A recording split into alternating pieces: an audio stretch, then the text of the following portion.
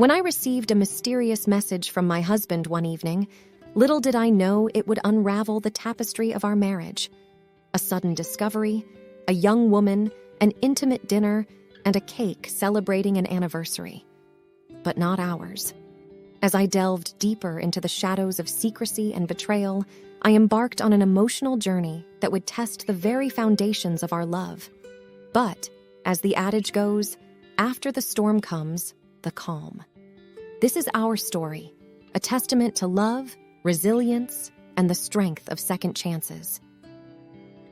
My name is Carol, and this is my story. It was one of those quiet evenings. The air carried a chill, the last reminder of winter giving way to spring.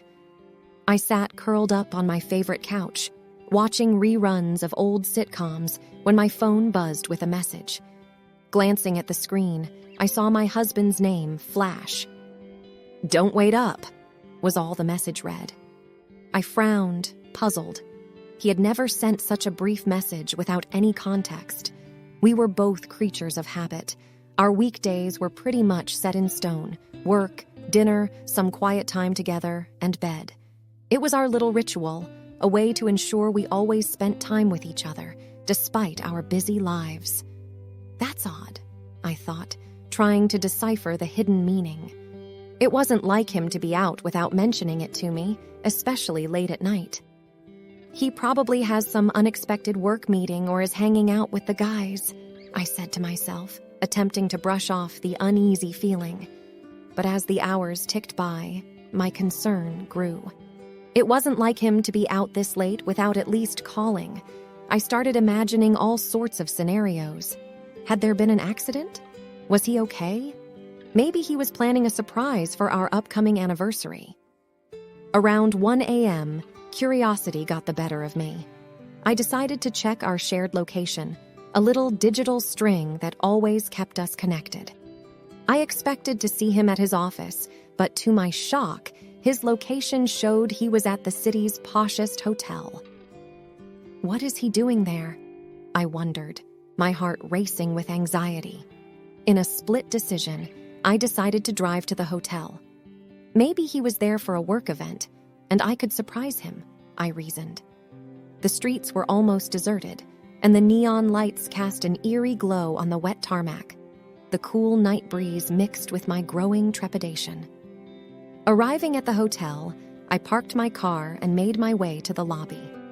The opulence of the place always left me in awe. Golden chandeliers, plush carpets, and soft jazz playing in the background. But tonight, it all felt like a blur. I was on a mission. I decided to check the hotel's restaurant first. Quietly slipping in, I scanned the place. And then I saw him. He was seated at a dimly lit corner table, but he wasn't alone. A woman, much younger than me, with cascading golden hair, sat across from him. They seemed engrossed in conversation, occasionally laughing, her hand resting on his. They were celebrating. A cake with the words, "Happy Anniversary," was placed between them. The world around me seemed to collapse. My head spun as my heart felt like it had been ripped apart. This can't be, I thought, trying to rationalize. There must be a logical explanation. Hiding behind a pillar, I strained to hear their conversation. Every word they exchanged felt like a dagger piercing deeper into my soul. I pulled out my phone, capturing a picture of them together, a shred of evidence of my crumbling world. With the evidence saved on my phone, I slipped out of the restaurant, my footsteps heavy with the weight of betrayal. The cool air outside did nothing to soothe the burning rage and confusion coursing through me. Why? How? When? These questions played on repeat in my mind.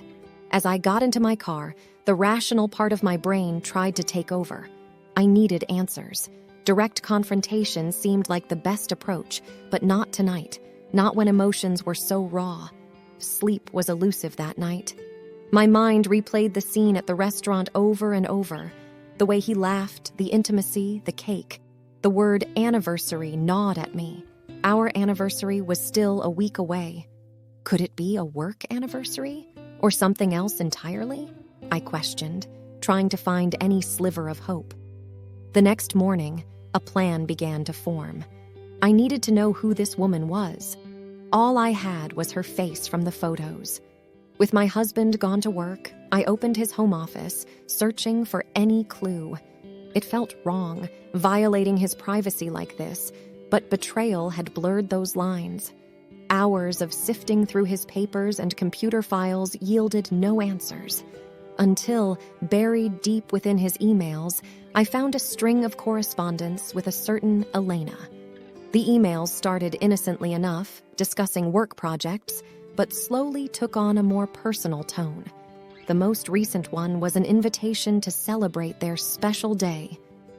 Elena's email signature gave away her workplace. She was a senior designer at a renowned architectural firm in the city.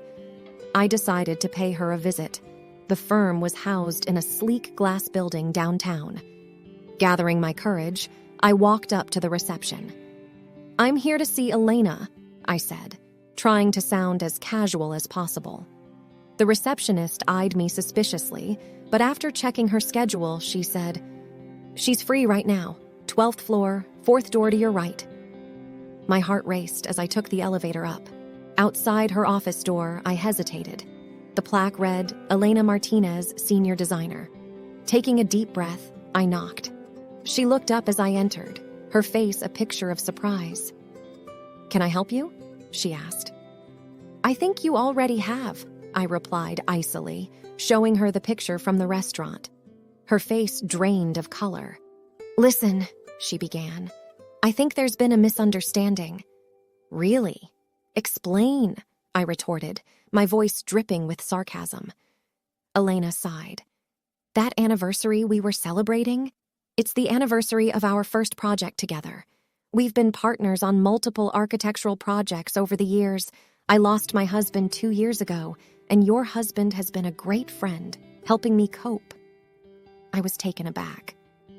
"But the intimate conversations, the touch, the laughter," she looked down.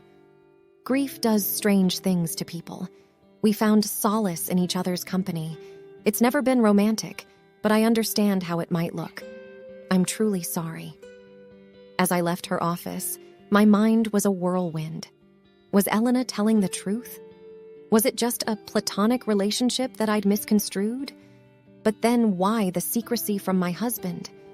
I drove home in a daze, the city lights flashing past me, their brilliance mirroring the chaos of my thoughts. Elena's words circled my mind. Could I have been wrong? Or was she just trying to cover up their relationship? Either way, the only way to quell this storm was to confront my husband. The evening sky was painted with hues of pink and purple as I reached our home. Taking a moment, I took a deep breath, trying to calm my racing heart. The gentle chime of our doorbell announced my arrival. He opened the door, his face lighting up as he saw me. But the smile quickly faded, replaced by a look of concern. "You okay?" he asked, noticing my disheveled appearance. Without a word, I handed him my phone, displaying the picture from the hotel restaurant. His face drained of color, much like Elena's had earlier. "I can explain," he began, but I cut him off. "I met Elena," I said, my voice quivering with mixed emotions. He looked down, his face a mask of guilt and regret. "I should have told you," he began. "I know how this looks, but I swear there was never any romantic involvement. Elena and I were just grieving together." My confusion deepened. "Grieving? Grieving what?" He hesitated. Then, with a deep sigh, he began. "A few years ago, we lost a huge project. It was going to be our legacy, a building that would stand tall for generations. But we lost it due to some internal politics and treachery. It hit both of us hard, especially Elena, as her husband had just passed away. We found comfort in shared sorrow. We promised each other that we'd bounce back, and every year, we celebrated the day of that loss as a reminder of our resilience." I looked at him, my eyes searching for any sign of deceit, but all I saw was raw emotion and vulnerability. "Why didn't you tell me?" I whispered. He took a deep breath. I didn't want you to see me as a failure. I wanted to be your rock, the strong one. And when we started meeting annually, it became our thing. I realize now how wrong I was in keeping it from you. Tears welled up in my eyes. The storm of emotions inside me, anger, betrayal, relief, and love, threatened to overwhelm. We promised transparency, I reminded him, my voice breaking. I know, he murmured, his voice heavy with regret. And I'm truly sorry. We stood there for what felt like hours, the weight of secrets and misunderstandings pressing down on us. But in that silence, a realization dawned. Our love was strong enough to weather this storm. The next few days were a whirlwind of emotions. We both took time off work, realizing that our relationship needed urgent mending. The walls of our house echoed with conversations, some heated, some tearful, but all essential. One evening, while sitting on our porch, watching the sunset, he said, "You know, in architecture, when a structure is weak, it's not always about tearing it down. Sometimes it's about reinforcing it, making it stronger." I looked at him, sensing the depth of his analogy. "Are we the structure in this scenario?" I asked with a half smile. He nodded. "Yes, and I believe we can reinforce our relationship, make it even stronger." There were counseling sessions, some jointly and some individually. We peeled back the layers of our relationship, understanding the cracks and figuring out how to fill them. The counselor emphasized communication and trust, two elements that had been eroding in our bond. During one session, our therapist handed us a pot with a tiny plant. "This is a symbol of your relationship. Nurture it, water it, give it sunlight, and watch it grow. But remember, it needs constant care." Months turned into a year. The pain of betrayal, though never forgotten, started fading, replaced by a renewed bond. We spent more time together, embarked on trips, and rediscovered each other. One day, I came home to find a small gathering of our closest friends and family in our backyard. I was surprised and looked at him questioningly. He smiled, taking my hand. "This is our recommitment ceremony," he whispered. There, surrounded by loved ones, we renewed our vows, promising to cherish, respect, and communicate. It was a simple event, but the weight of its significance was profound. The plant our therapist had given us had grown, bearing its first flower. It stood as a testament to our journey, from wilted hopes to blooming love. Life isn't about the storms, but how you navigate through them. We had weathered one of our biggest, and in its wake, found a bond that was more robust and more profound.